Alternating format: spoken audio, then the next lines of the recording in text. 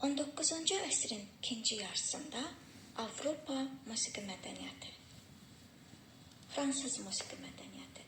19-cu əsrin ikinci yarısında Fransada xalq kütlələrinin demokratik hərəkatı incəsənətdə öz əksini tapır. İncəsənətin bütün sahələrində teatr, rəssamlıq, ədəbiyyat, musiqi sahəsində demokratikləşməyə doğru yönəlmə hiss olunurdu. Guy de Maupassant, Emile Zola kimi görkəmli fransız yazıçılarının yaradıcılıqları məhz bu dövrə təsadüf edir. Musiqi teatrı sahəsində komik əsərlərlə yanaşı lirik opera janrı da geniş sürətdə inkişaf edirdi. Georges Bizet'in yaradıcılığı da bu dövrlərə aiddir. Bizet 1838-ci ildə dünyaya göz açmış, 1875-ci ildə dünyasını dəyişmiş bəstəkarlardandır. Görkəmli fransız bəstəkarı Georges Bizet'in yaradıcılığı 19-cu əsrin ikinci yarısına təsadüf edir.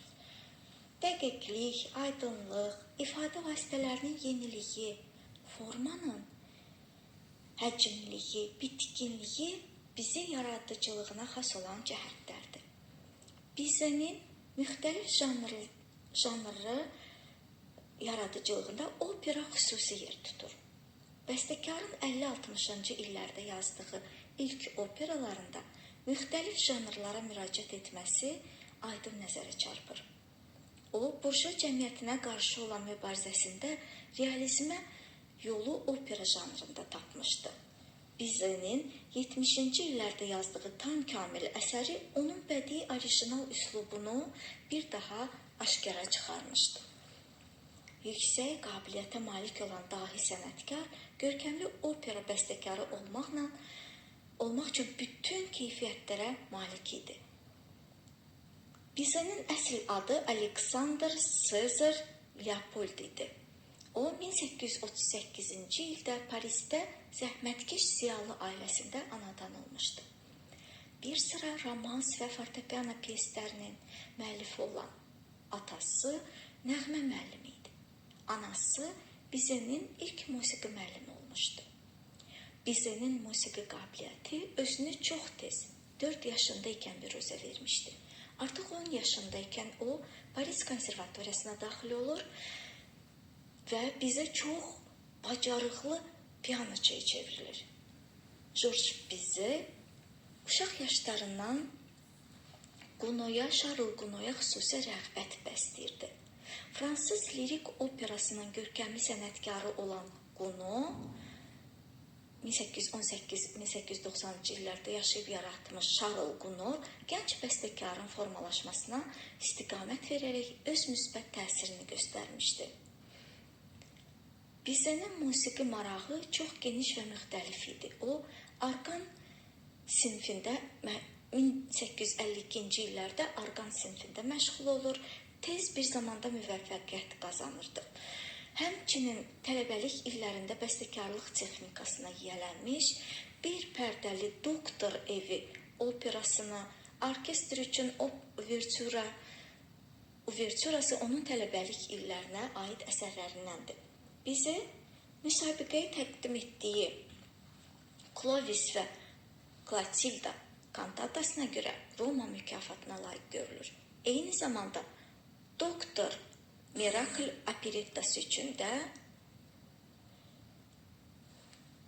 mükafata layiq görülür. Bununla əlaqədar olaraq bəstəkara dövlət təqaüdü və xaricə 3 illik məzuniyyət verilir. 1858-60-cı illərdə İtaliyada yaşamış Bizet'in yaradıcılıq fəaliyyəti genişlənir. Bu illərdə o 2 pərdəli Don Procopio komik operasını, Vasco da Gama Dillardın mətninə simfoniya kantatadır. Vasco da Gama simfoniya kantatasını, Te Deum Oda simfoniyasını yazır. Parisə qayıtdıqdan sonra Bizet bəzi çətinliklərlə rastlaşır. Bu çətinlikləri aradan qaldırmaq üçün Gounod, Berlioz və Bizet'in digər pərəstişkarları ona kömək edirlər. 1863-cü ildə Bizenin Mirvari axtaranlar 3 pərdəli operası tamaşaya qoyularaq müvəffəqiyyət qazanır. Bu dövrdə Fransa burjua cəmiyyətini ciddi janr yox, yüngül janr maraqlandırdığı üçün bizi öz yaradıcılığında dəyişiklik etməli olur. O, dərs deməklə, müxtəlif əsərləri fortepiano üçün işləməklə məşğul olur. 60-cı illərin ikinci yarısında olan çətinliklər və bu dövrün nailiyyətləri bizi yaradıcılığında öz əksini tapır. O, bu dövrün ən qiymətli əsərlərindən sayılan Walter Scott'un əsəri əsasında Perd Gözəli operasını yazır. Bizenin yaradıcılığında yeni və yüksək zirvə sayılan Perd Gözəli operası 1867-ci ildə böyük müvəffəqiyyətlə tamaşaya qoyulur. İnstrumental musiqi sahəsində də bizi fəaliyyət göstərərək 4 hissədən ibarət olan fantaziyanı 1868-ci ildə tamamlayır. Fantaziyasını tamamlayır. Roma haqqında xatirələr fantaziyasını yazır. 1871-ci ildə həmin əsər Roma simfoniyası adlanırdı. 1870-ci ildə başlayan Fransa-Prusiya müharibəsində bizi Milli Qvardiya dəstəsinə daxil olaraq öz vətəni uğrunda müdafiəyə qalxır. Həmin ildə o, Victor Hugo'nun sözlərinə Fransa uğrunda qurbanlar mahnısını yazır. Отдавшие жизнь за Францию. 1871-ci ildə Paris proletarlarının üsyanı və Paris kommunası qurularkən bizi məharətlə öz yaradıcılığını nümayiş etdirirdi. Həyatının son 5 ilində bəstəkarın diqqətini xalq mövzusu cəlb edirdi. Carmen operasının yazılması həmin dövrə təsadüf edir.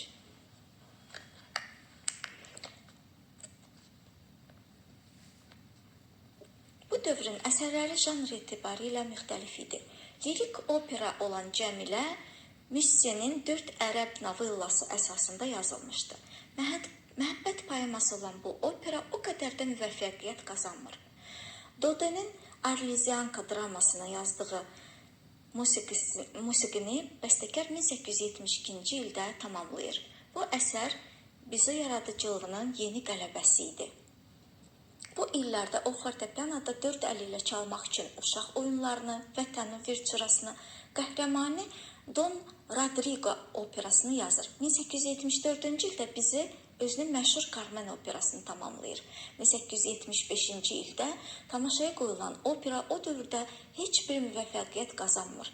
Lakin sonra 1876-cı ildən etibarən Carmen operası bir çox ölkələrdə Viyana, Brüssel, London və bir sıra başqa ölkələrin opera teatrlarında tamaşaya qoyularaq çox böyük müvəffəqiyyət qazanır.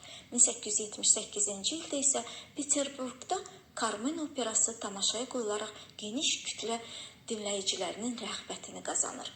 George Bizet 1875-ci ildə vəfat edir. Bizet Carmen operasından giriş. Carmen operasından Habanera.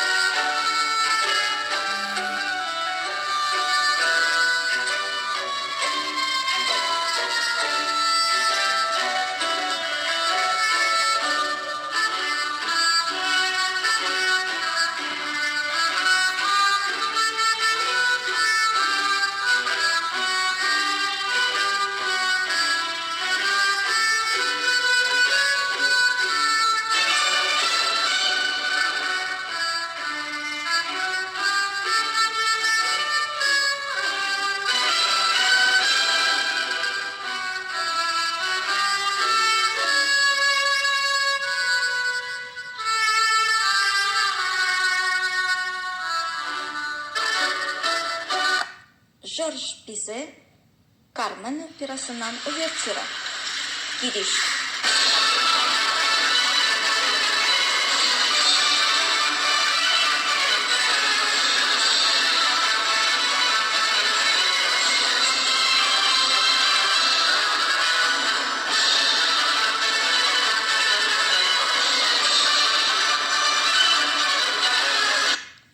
George Bizet Carmen operasının 4-cü pərdəsindən Antrakt.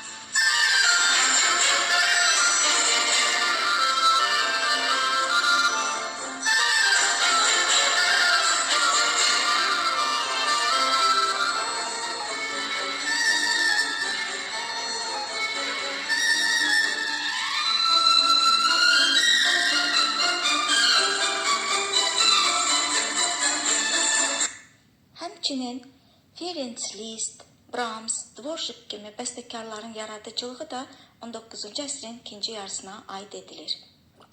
Liszt, Macar Rapsodiyası nömrə 2, do diez minor.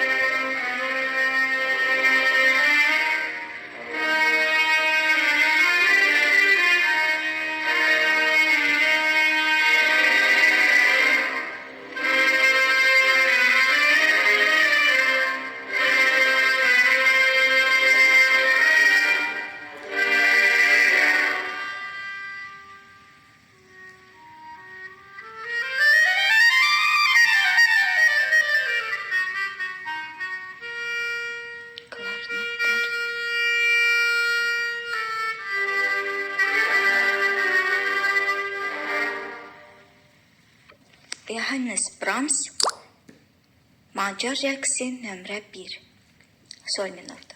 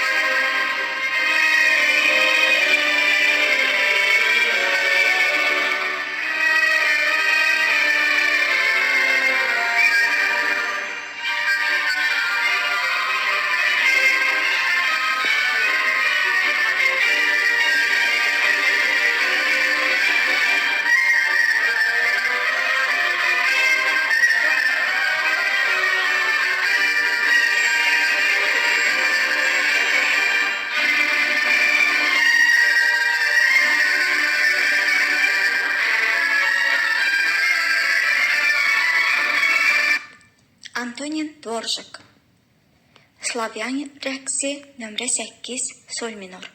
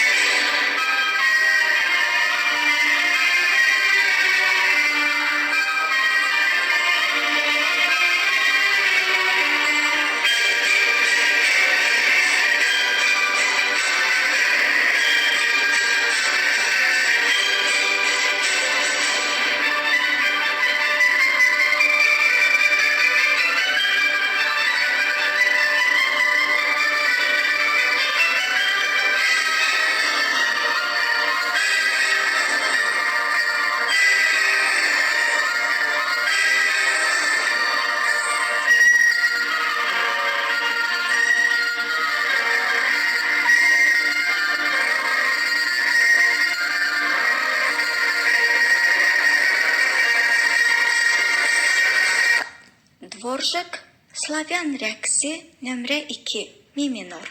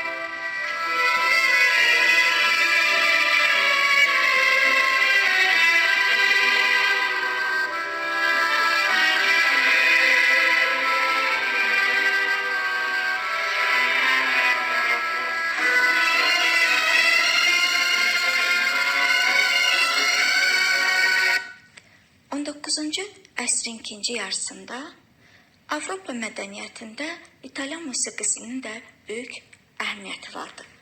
19-cu əsrin əvvəllərində İtaliyada milli burjua hərəkatı demokratikləşirdi. İncəsənətdə artıq yeni ciddi tələblər yaranırdı. İslahat yolu ilə qəhrəmani opera bu tələblərə cavab verməyə çalışırdı.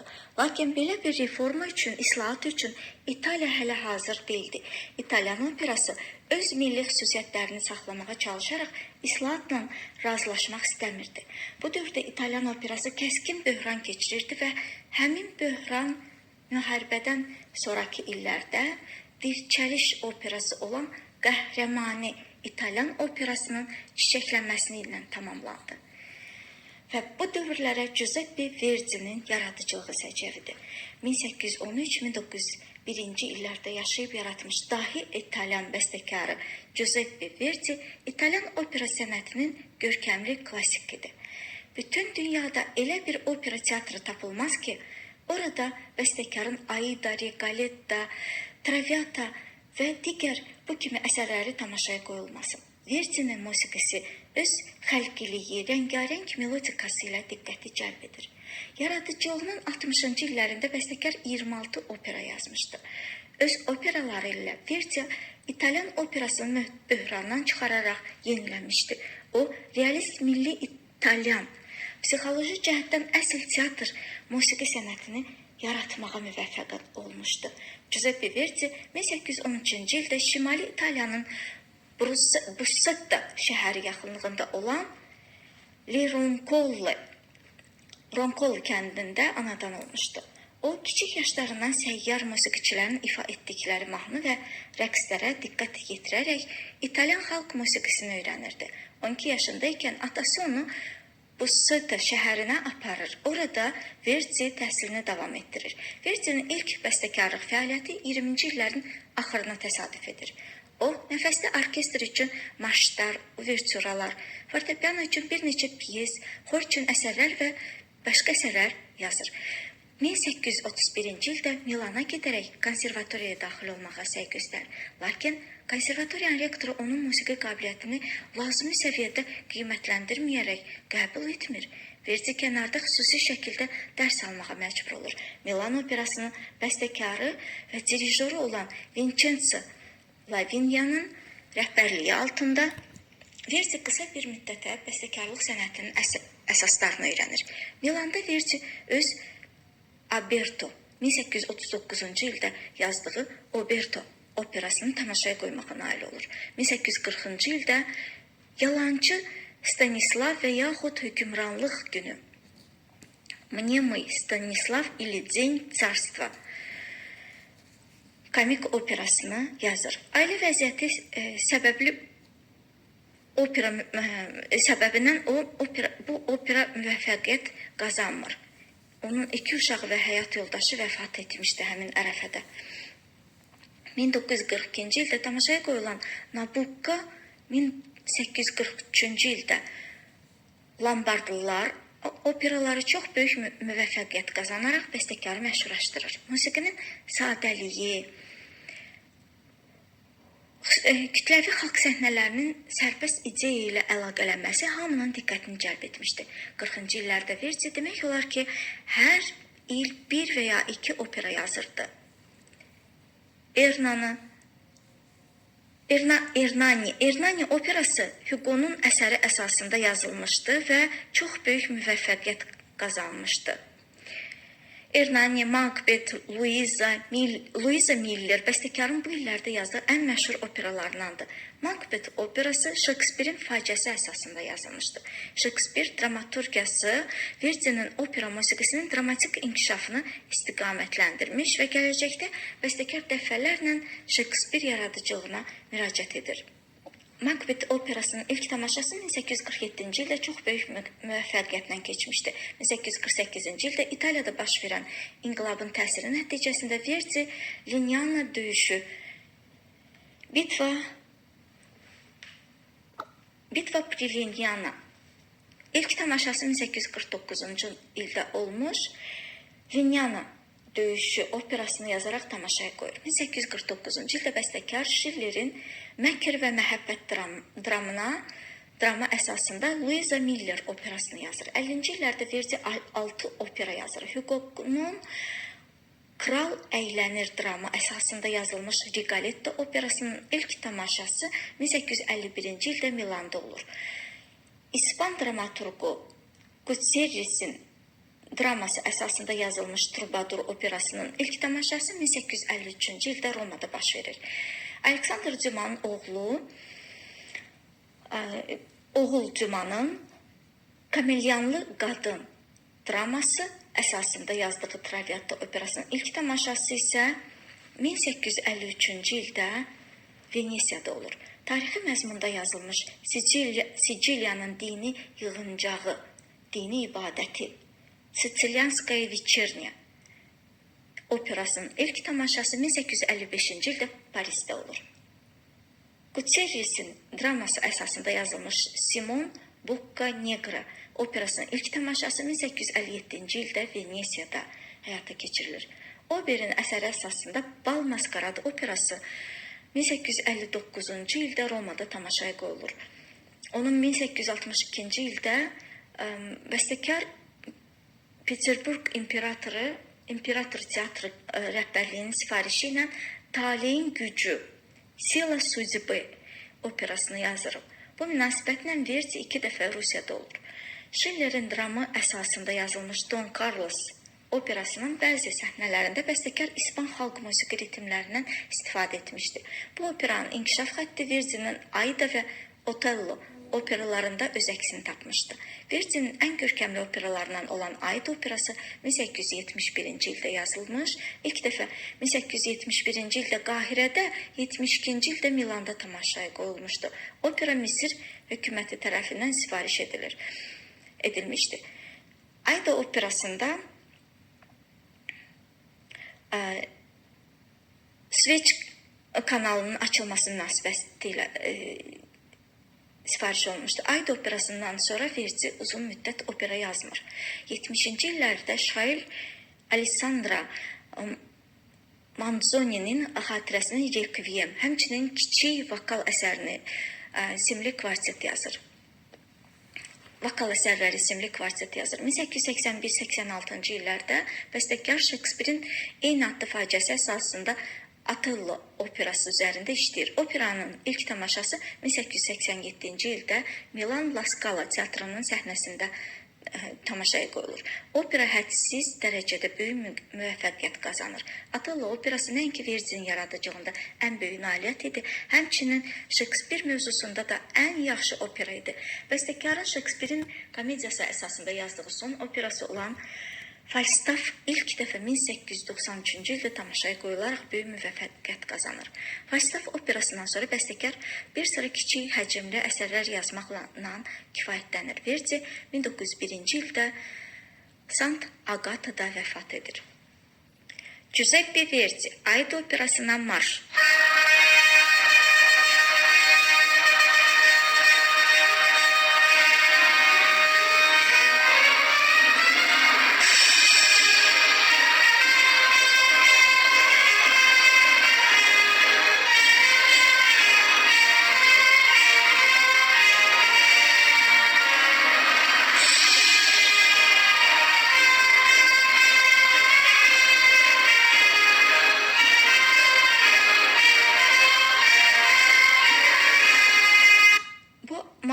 triumfal marş adlanan qalibiyyət marşı. Giuseppe Verdi Rigoletto operasından Gerçog'un mahnısı. Serce krasavitsi. Sklonna к измене. Gözəllərin qəlbi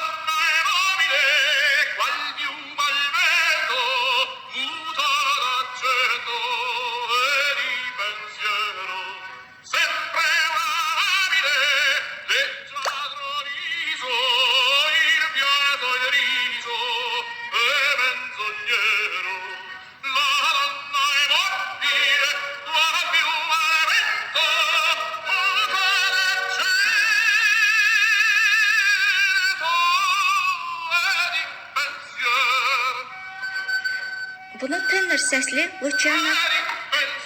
Luciano Pavarotti ifa edir.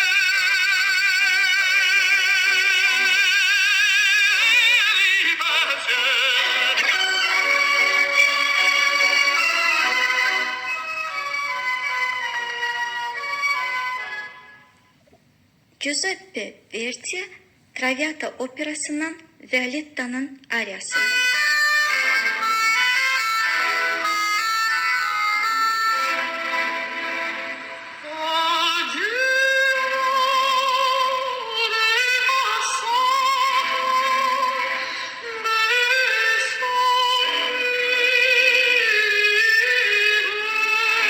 Kiçik saksla ilə başlayır.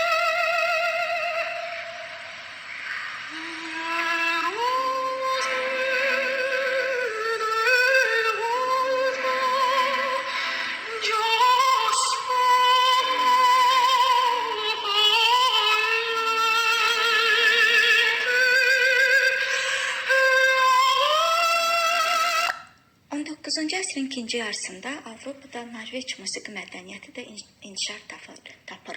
Norveç əsrlər boyu Danimarka və İsveçin tabeliyində olmuş və mədəni inkişafı etibarilə bir qədər ləngimiş, məhdud idi. 19-cu əsrdən etibarən Norveçdə milli mədəniyyət, rəssamlıq və musiqi inkişaf etməyə başlayır. Bu əsrin ortalarından Norveç xalq musiqisinin tədqiqatı bir çox musiqiçilərin öhdəsinə düşür. Və Herulf Nordrag Svendsen və digərləri başqa milli bəstəkarlar həmin dövrdə yetişir. Edvard Grieg də bu bəstəkarlardan idi. 1843-1977-ci illərə aiddir. Edvard Grieg'in yaradıcılığı. Görkəmli Norveç bəstəkarı olan Edvard Grieg'in yaradıcılığı məhz 19-cu əsrin ikinci yarısına təsadüf edir. Norveç musiqisinin ilk klassik bəstəkarı olan Grieg, Norveç musiqi mədəniyyətini Avropa milli məktəbləri səviyyəsinə çatdırır. Edvard Grieg 1843-cü ildə Norveçin Bergen şəhərində anadan olmuşdu. Grieg'in anası yaxşı pianoçu olaraq Bergendə konsertlər verirdi. Ailədə musiqiyə olan yaxşı münasibət kiçik yaşlarından Grieg'də musiqiyə qarşı maraq oyadır. Mozart musiqisinə olan məhəbbət ona ilk müəllimi olan anasından keçmişdi. Kiçik yaşlarından Grieg yaradıcılığa başlayır. Onun musiqi təhsilində Norveç skripkaçısı Ole Bullum çox zaman Norveç Pagani'si adlandırılırdı. Ole Bull'un böyük rolu olmuşdu. 1858-ci ildə Grieg məktəbi bitirdikdən sonra Ole Bull'un məsləhəti ilə Leipzigə gedərək konservatoriyaya daxil olur. Grieg'in bəstəkar kimi formalaşmasında ümumiyyətlə Leipzigin musiqi mədəniyyəti böyük rol oynamışdı. 1862-ci ildə konservatoriyanı bitirən Grieg Bergenə qayıdır. 1863-cü ildə o Kopenhagenə gedərək Skandinaviya ədəbiyyatı və incəsənəti ilə yaxından tanış olur. Qadı ilə tanış olaraq ondan lazımi məsləhətlər alır. Nils Gade hərtərəfli inkişaf etmiş musiqiçi idi. O, arqan çalan pedaqoq konsert cəmiyyətinin rəhbəri idi. Həmin illərdə Grieg Norveç bəstəkarı Rikard Nordraq ilə tanış olur və onlar Norveç musiqisini geniş surətdə təbliğ edirdilər. 1864-cü ildə onlar Efterpa musiqi cəmiyyətini təşkil edirlər. Bu cəmiyyətin məqsədi kütlələri Skandinaviya bəstəkarlarının əsərləri ilə tanış etmək idi. Kopenhagendə yaşadığı illərdə 1863-66-cı illərdə Grieg fortepiano üçün poetik lövhələr, yumoreskalar, skripka üçün ilk sonatasını, mahnılar yazır. Onun əsərlərində milli xüsusiyyətlər diqqəti cəlb edir. 1866-cı ildə Norveçin paytaxtı Kristiania şəhərində Grieg Norveç bəstəkarlarının hesabat konsertini təşkil edir. Burada Griegin fortepiano və skripka sonataları, Nordraqın mahnıları və s. əsərlər səsləndirilir. Bu konsertin səbəbi Grieg Kristiania Filarmoniyası cəmiyyətin dirijoru təyin olunması idi. Griegin Kristiania Filarmoniya cəmiyyətinin dirijoru təyin olunması idi. Bu illərdə bəstəkarın yaradıcılıq fəaliyyəti geniş şəkildə inkişaf edir. Onun fortepiano ilə simfonik orkestr üçün konserti, fortepiano ilə skripka üçün ikinci sonatası, lirik pyeslər məcmuəsinin birinci cildi və bir çox mahnıları ərsəyə gəlir. 1869-cu ildə Norveç musiqi folklorunun klassik məcmuəsi ilə tanış olan Grieg fortepiano üçün Norveç mahnı və rəqslərini yazır. 70-ci illərin əvvəllərində Grieg opera yazmaq fikrinə düşür, lakin tezliklə bu fikirdən uzaqlaşır. Çünki Norveçdə hələ opera mədəniyyəti lazımi səviyyədə deyildi. Grieg Bernssonun Bergljot dramına Bergljot demokratiya ilə Grieg Bernssonun Bergljot dramına musiqi yazır. Bergljot deklamasiya ilə simfonik orkestr üçün yazılmış vokal simfonik əsərdir. 1874-cü ildə Grieg Norveç dramaturqu Ibsen'in Bir Gün dramına musiqi yazmaq təklifi alır. Çox böyük həvəslə bəstəkar bu təkliflə razılaşır və bir il müddətində əsər tamamlanır. 1876-cı ildə Bir Günün ilk tamaşası olur və onun musiqisi bəstəkara böyük şöhrət gətirir. Edvard Grieg Per Gynt dramı. Səhər.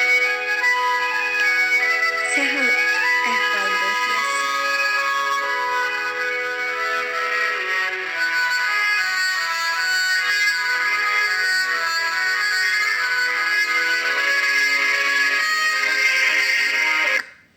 İkinci hissə Özdenin ölümü.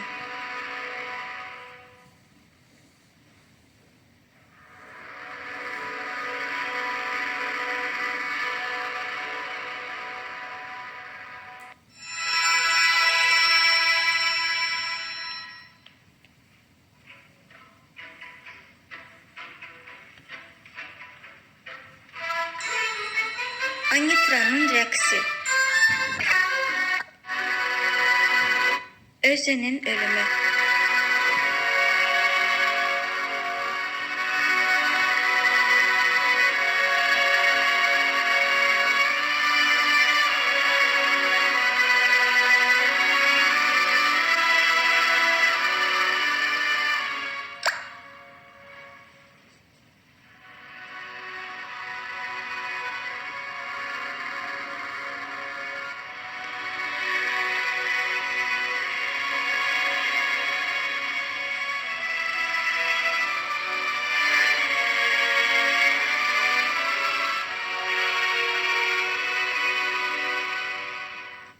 Anitra'nın rəqsi.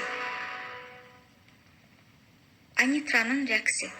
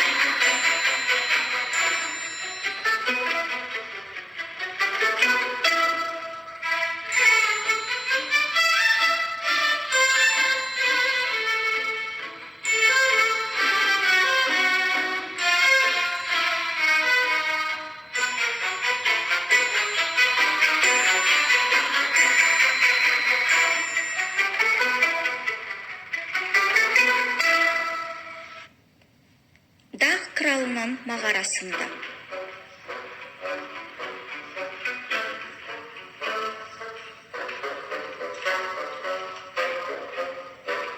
Dördüncü hissə.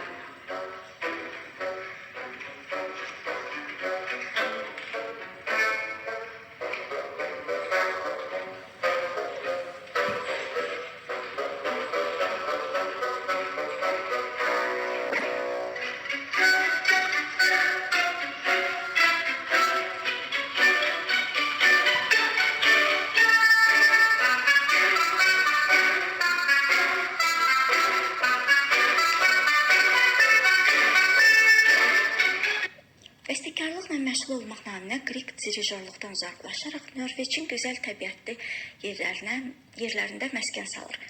O belə hesab edirdi ki, təbiətin gözəlliyi təkcə istirahət üçün deyil, həm də canlı yaradıcı ilham olan yeni qüvvə mənbəyidir. Onun meşədə, bahar, sabahın xeyir kimi mahnıları, Pirgin suitasında olan Səhər, lirik pyeslər məcmuəsinə Nocturne, Quş və s. əsərləri təbiətin incə təsvirlərindən yaranmış əsərlərdir.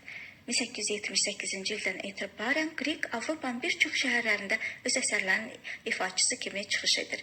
O, həmçinin Almaniya, Fransa, İngiltərə, Hollandiyada və bir sıra digər ölkələrdə pianoçu və dirijor kimi çıxışlar edir. 1898-ci ildə Grieg Bergendə ilk musiqi festivalını təşkil edir.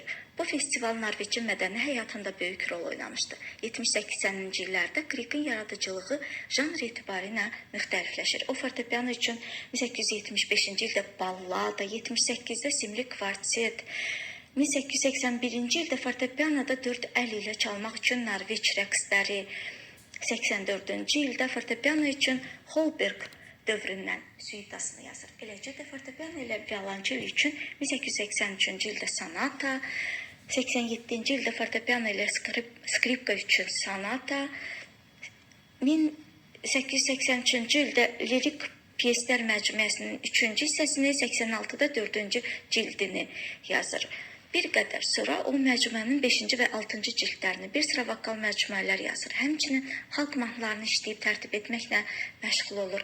Grieg xalq mövzuları əsasında simfonik orkestr üçün simfonik rəqslər, fortepiano üçün xalq rəqsləri məcmuəsini işləyir. 1907-ci ilin aprelində Norveç, Almaniya, Danimarka şəhərlərinə konsert səfərinə çıxır və müvəffəqiyyətlə çıxışlar edir. Grieg 1907-ci ildə sentyabrın 4-də vəfat edir. O, ömrünün axırına dək yaradıcılıq fəaliyyətini davam etdirmiş bəstəkardır.